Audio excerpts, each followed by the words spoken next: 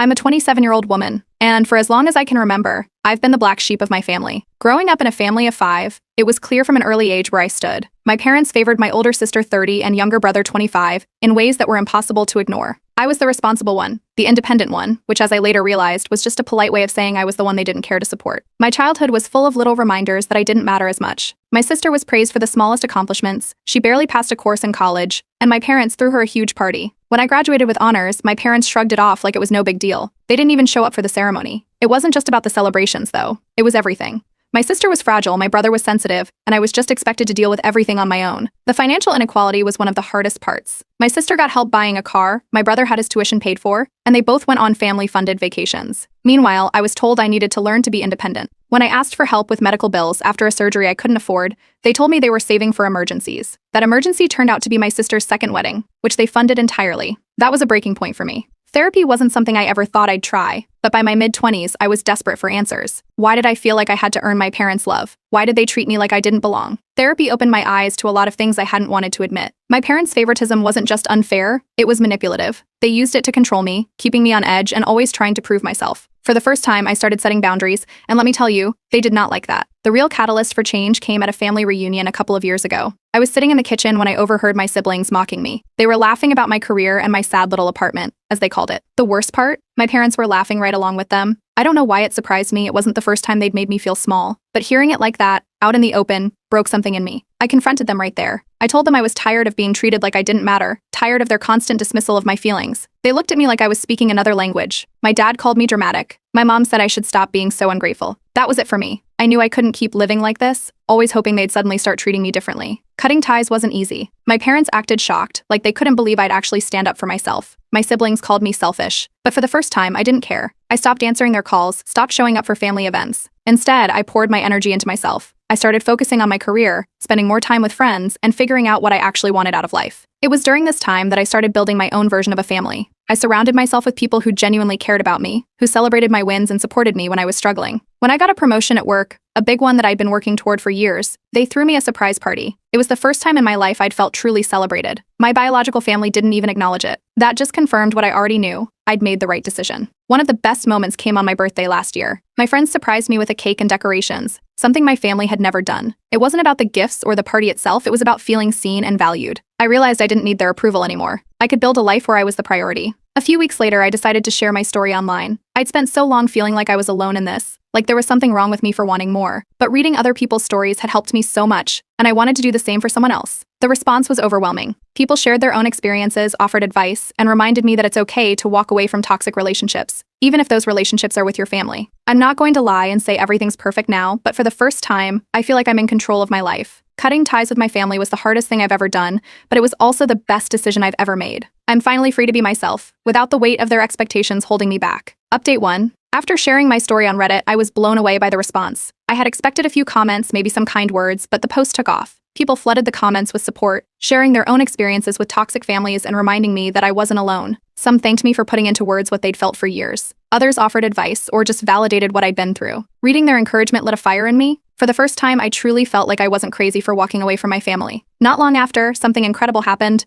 I got a job offer that completely changed my life. It was for a position I had applied to months ago, one I didn't think I'd get, because the competition was so fierce. When I saw the offer, I almost didn't believe it. The salary was double what I was making, the benefits were amazing, and the role was exactly what I'd been dreaming of. Accepting it felt like stepping into a new chapter. News of my new job somehow made its way back to my parents. I'm not sure if it was through a distant relative or some mutual acquaintance, but one day, I got a text from my mom, "Congrats on the new job. We're proud of you." Short, dry, and about as warm as a slab of concrete. A few hours later, my sister texted me too, but her message was less about congratulations and more about making fun of me. "Hope you don't forget where you came from," she wrote, followed by a joke about how I must think I'm better than everyone now. My brother chimed in with a similar tone, accusing me of showing off and saying I should stay humble. For a moment, I felt a flicker of guilt. I wondered if cutting ties had been too harsh, if maybe I'd misjudged them. But during my next therapy session, I brought it up, and my therapist reminded me of all the reasons I'd made this decision. It wasn't about punishing them, it was about protecting myself. That reminder kept me focused on what really mattered, building the life I deserved. The financial freedom from my new job opened up possibilities I'd never had before. I paid off my student loans, started a savings account, and for the first time ever, I booked a solo vacation. I'd always dreamed of traveling alone but could never afford it. spending a week exploring a new city, doing exactly what I wanted, was everything I hoped it would be. It felt like reclaiming a piece of myself that had been lost in years of trying to please others. Of course, the peace didn't last long. My sister started texting me out of the blue, saying how much she missed me. At first, I thought maybe she was sincere, but it didn't take long for the requests to start. "Can you help me out with rent this month?" she asked casually, like we'd never had any issues. When I told her I couldn't, the tone shifted. Suddenly, I was selfish and forgetting my family obligations. She dragged my parents into it too, claiming they were struggling and that it was my responsibility to step in. Then my brother jumped on the bandwagon. His messages were filled with passive-aggressive digs, implying that I thought I was too good for the family now. It was exhausting, but I refused to let them pull me back into their drama. Instead, I leaned on my chosen family, my friends, coworkers, and the online community that had been so supportive. They reminded me that I didn't owe my biological family anything. Around this time, I started posting more on social media about my life. I wasn't trying to show off. I just wanted to document the journey I was on. Pictures from my vacation, milestones at work, little moments of joy with friends. To my surprise, people started following along, drawn to the positivity and growth I was sharing. But apparently, my parents were keeping tabs too. One day I got a call from my mom, accusing me of rubbing my success in their faces. She said it wasn't fair to post things like that when my siblings were struggling. That's when I realized they'd been stalking my posts. I blocked them immediately. Then I made a public post about the importance of boundaries and why I decided to distance myself from toxic family members. It wasn't aimed at them directly, but I knew they'd hear about it. The reaction was mixed. Some extended family members reached out to say they understood and supported me, while others criticized me for abandoning my parents. I let them say what they wanted. Their opinions didn't matter anymore. One breakthrough came during a particularly emotional therapy session. My therapist asked me to think about all the times I tried to be the perfect daughter and what it had cost me. For the first time, I let myself forgive the version of me that had chased their approval for so long. That moment felt like shedding a weight I didn't even know I was carrying. By the end of it all, something shifted. I wasn't just surviving without my family, I was thriving. For the first time, I wasn't looking over my shoulder, wondering what they thought of me. I wasn't chasing their validation anymore. I was free. Update 2.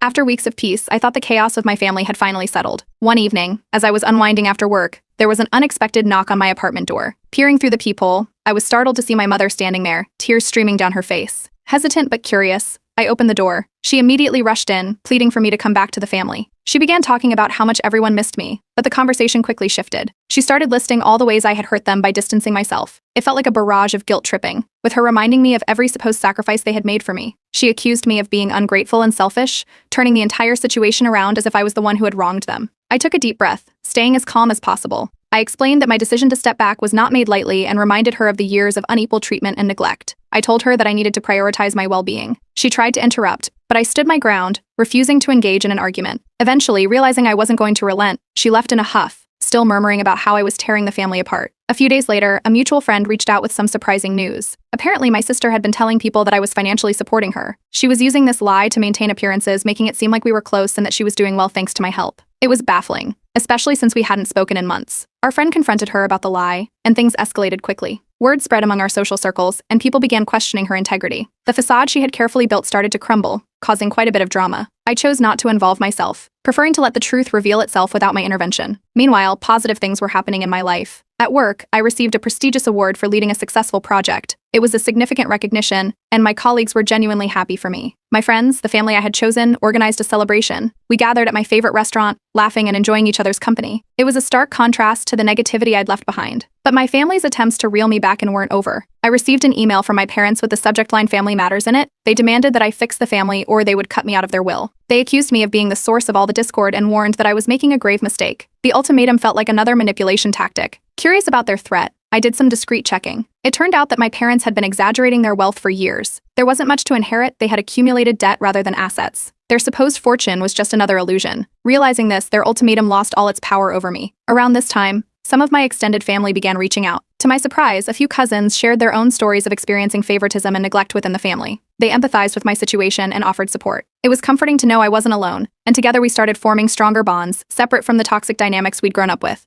My story began gaining traction online. People resonated with my journey of setting boundaries and taking control of my life. Messages poured in from strangers thanking me for sharing and expressing how it had inspired them to make positive changes in their own lives. It was heartening to see something good come out of my experiences. Out of nowhere, my siblings started sending me gifts and messages filled with apologies. They wrote about wanting to mend our relationships and move forward. However, given everything that had happened, I couldn't help but feel suspicious of their sudden change of heart. It seemed too convenient, and I wondered if they had ulterior motives. On a brighter note, I met someone special during a volunteer event. We connected over shared interests and values. He admired my independence and understood the importance of boundaries. As we spent more time together, our relationship blossomed into something meaningful. It was refreshing to be with someone who respected my journey and supported my choices. Then came news that my father had a health scare. My family reached out, emphasizing how much they needed me during this difficult time. They suggested that I should take on caregiver duties, implying it was my responsibility. While I was concerned about his health, I knew that stepping back into that environment wasn't healthy for me. I responded by suggesting they hire professional help, pointing out that it would ensure he received proper care. This decision marked a significant moment for me. I realized I could care about their well-being without sacrificing my own peace of mind. Saying no without feeling guilty was a major step in my healing process. Life continued to move forward. I focused on nurturing my relationships, excelling at work, and investing time in hobbies that brought me joy. The more I built a life that reflected who I truly was, the less their attempts to pull me back affected me. One day, I looked back and noticed that the weight I'd been carrying had lessened. I no longer felt the constant tug of guilt or obligation. I was living life on my own terms, surrounded by people who genuinely cared for me. The emotional breakthrough was subtle but profound. I realized I felt no guilt about my decisions anymore. By choosing myself, I had opened the door to genuine happiness and fulfillment. The past still existed, but it no longer dictated my present or future. I was free. Update 3. Things had been quiet for a while, almost too quiet. I was thriving in my new role at work, enjoying my life, and making strides both personally and professionally. But as I learned with my family, peace never lasted long. It started with an unexpected email from my HR department. The subject line alone sent a chill down my spine. Urgent allegations of misconduct. I opened it, confused and uneasy. HR informed me that they had received multiple anonymous complaints accusing me of unethical behavior, everything from falsifying numbers to inappropriate conduct with colleagues. I stared at the email, stunned. None of it made sense. A meeting with HR was scheduled immediately, and while I knew I had done nothing wrong, I couldn't shake the feeling that someone was trying to ruin me. During the meeting, my manager and HR went over the details of the complaints. I calmly addressed every accusation, confident in my spotless record. I had receipts for everything, project logs, emails, even timestamps. It didn't take long for HR to see the complaints were baseless. I cleared my name completely. But that wasn't the end. It traced the anonymous emails, and what they discovered shocked me. The complaints had come from an IP address linked to my brother's location. My own brother had tried to sabotage me at work. I was livid. I hadn't spoken to him in months, yet this was how far he was willing to go. I decided to confront them. I sent a group message to my parents and siblings, laying out the evidence. I didn't accuse them outright, but I made it clear I knew where the complaints came from. Instead of taking responsibility, they turned the tables. My brother denied everything, calling me paranoid. My sister chimed in, claiming I was trying to tear the family apart with lies. My parents accused me of being obsessed with hurting them. That was the final straw. I blocked every single one of them, on my phone, email, and social media. I wasn't going to let them keep pulling me into their chaos. I even changed my number to make sure they had no way of contacting me. A week later, my sister showed up at my workplace. I saw her through the glass entrance as she tried to sweet-talk the receptionist into letting her in. I alerted security, who escorted her out of the building. She didn't put up a fight, but I knew she wasn't done yet. That same day, I called a lawyer to discuss my options. If they continued harassing me, I was fully prepared to file a restraining order. I had reached my limit. I shared what was happening on Reddit, and the support I received was overwhelming. People reassured me that I was doing the right thing, gave advice on how to protect myself legally, and even shared similar stories of family members crossing boundaries. Knowing I wasn't alone helped me keep my head up. Despite the drama, life kept moving forward. Just a month after the investigation, I received another major promotion, this time to a leadership role. It was a huge step in my career, and it came with recognition from the higher-ups. My chosen family celebrated with me that night. We toasted to success, growth, and freedom. Of course, word of my promotion made its way back to my extended family. Suddenly, rumors started circulating that I had abandoned my parents in their old age. Distant relatives sent passive-aggressive messages, asking why I wasn't helping my poor parents who had done so much for me. I didn't engage with them. Let them talk, I thought. Instead, I decided to write. I penned an anonymous article about toxic families, sharing my story without naming names. It was raw and honest, describing the challenges of setting boundaries and the guilt that comes with breaking free. The article struck a nerve, going viral almost overnight. People related to it deeply. Some praised me for being strong, others shared their own struggles. It sparked an important discussion, and I felt proud that my story could help others. That's when the next desperate attempt arrived, this time in the form of a handwritten letter from my parents. The letter was dripping with emotion. They claimed they were too old to fight and begged me to come back before it's too late. It was manipulative, filled with carefully chosen words designed to pull at my heartstrings. I didn't fall for it. I responded with a short, polite letter restating my boundaries. I told them I wished them well, but I wasn't going to engage any further. Around this time, karma finally caught up to my siblings. My brother was arrested for fraud, completely unrelated to me. The news spread quickly, and suddenly the golden child wasn't so golden anymore. My sister, meanwhile, started blaming me for her financial struggles. She told anyone who would listen that I had abandoned her in her time of need. I didn't let it slide. My lawyer sent her a cease and desist letter, warning her to stop spreading false claims. That shut her up quickly. After everything, the noise finally stopped. The harassment, the lies, the manipulation, it all came to a halt. I had taken back control of my life, and this time I wasn't letting it go. My career was thriving. My friendships were stronger than ever, and I had peace for the first time in years. I realized that, no matter how hard they tried to pull me back, I had built something they couldn't touch. A life that was mine and mine alone. Update 4. After everything with my family finally settled down, I found myself with the kind of peace and freedom I'd only dreamed of before. I wanted to use this new chapter in my life to give back. I started volunteering at a local women's shelter where I worked with survivors of abuse and toxic relationships. Their resilience inspired me, and it felt good to contribute to something bigger than myself. I also began donating a portion of my income to causes I cared about, like education initiatives and mental health programs. Giving back became a cornerstone of this new life I was building. At work, my leadership role gave me opportunities to mentor younger women entering the industry. I took this seriously, making time to share my experiences, not just about career growth, but also about recognizing and setting boundaries in all aspects of life. I saw myself in some of them, eager to prove their worth, often at the expense of their own well-being. Watching them succeed felt like a victory of my own. Meanwhile, my chosen family continued to grow. That Thanksgiving, I decided to host my first Friendsgiving.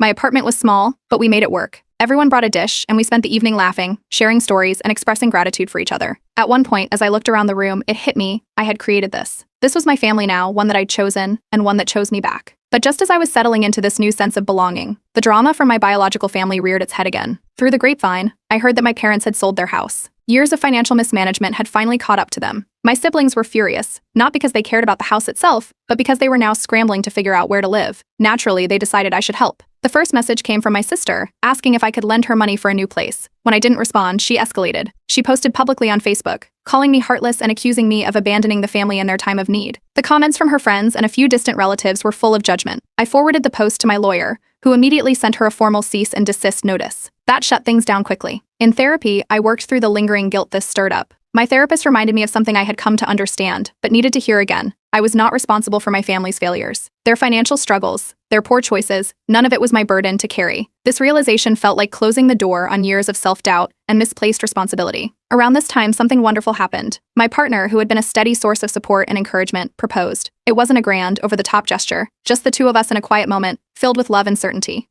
I said yes. We began planning a small, intimate wedding with only our closest friends. Of course, news of the engagement eventually made its way to my family, and the outrage was swift. My sister sent me a string of angry texts, accusing me of excluding them and calling the wedding a slap in the face to the people who raised you. I didn't respond. My wedding wasn't about them, and I refused to let them turn it into another spectacle. To avoid further drama, I quietly deactivated my public social media accounts. I didn't need their prying eyes on my life anymore. I kept a private profile for close friends and focused on being present in my offline world. It was one of the best decisions I'd made. My career continued to thrive. I was invited to speak at a conference about overcoming adversity in the workplace. Standing in front of that audience, I shared my journey, not just the professional milestones, but the personal growth that had shaped who I was. Afterward, attendees came up to thank me for my honesty, sharing how my story resonated with their own struggles. Knowing I had made an impact was incredibly fulfilling. But my family wasn't done yet. One morning, I woke up to an email from my mother. The subject line read, "Our final wish." In the email, she claimed she and my father were on their deathbed and begged me to reconcile before it was too late. The timing was suspicious, given I'd just heard from a cousin that they were perfectly fine.